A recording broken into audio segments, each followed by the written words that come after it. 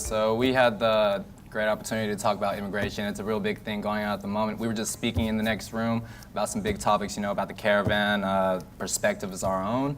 Let's just start around by going around, talking about our own perspectives and what we think about this immigration. Well, honestly, personally to me, coming from a Hispanic background, I have a couple family members that do come from immigration. They did come illegally, and they did have the opportunity to get their papers and stuff. But honestly, the process that they tell me to get here, it's a lot difficult. It's a lot more than actually people know.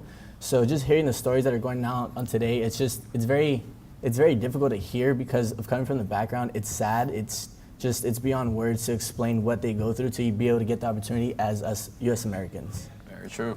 Yeah, just based on what you're saying, coming from an Asian community, living in an Asian community, my mom always told me like these stories of traveling abroad, going on a boat and having like these risks of getting arrested or like getting executed or something. And just hearing that already makes me like kind of tearful in a way, knowing the difficulties that they went just for us. Mm-hmm. Yeah, kind of like what you said about coming from a Hispanic background. I actually live close to the border. I'm from San Diego, so I have a lot of friends that are undocumented, and I actually have an appreciation because my grandparents came to this country for a better life for their kids, and just think that to create new opportunities, basically, Yeah. for their children and everything. yeah.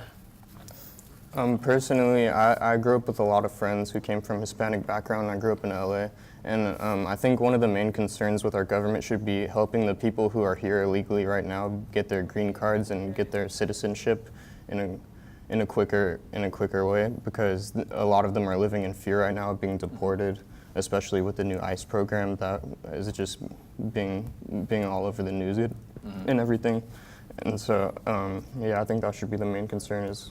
And you just talked about fear, right? I think, Trump does this whole campaign on fear. He plays immigrants as, criminals and rapists, Yeah. And then you got 2,500 people waiting at the border right now who are sitting in camps, and they are stuck because they're waiting for the green card, they're trying for the asylum.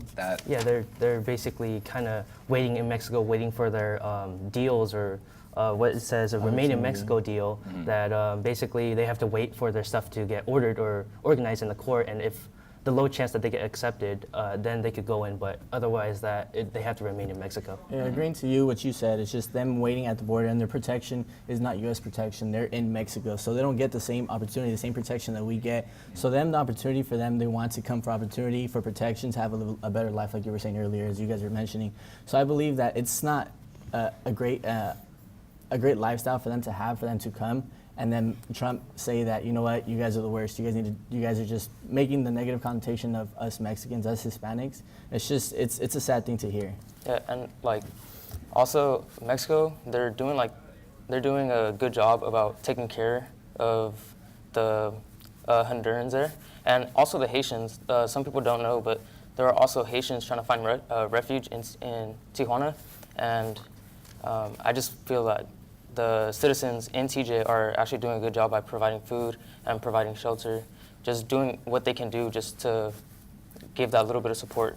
And Definitely. I think going back to America, it's really surprising that Trump isn't jumping to help refugees, considering the history of America has always been a nation of immigrants and has been open to refugees. So for Trump to not accept them, especially after I did some research in it, one site stated that there's only 14,000 out of the 45,000 out of the ceiling for refugees in America already. So there's no reason why we shouldn't accept these Actually, people. time back to that, there was a case where the administration and Donald Trump came to a conclusion that they were going to start taking away green cards, start taking away the temporary work permits and legal status for about 250,000 Hispanics, which already sucks because they're here already in the United States and they're going to be deported, which is taking away the opportunity which they come to seek. And I don't mean to interrupt you, but those are like our workers. Those are the people that are working for those low-income jobs, which the native population is just not producing. And it seems like we're going to be wrapping up right now. So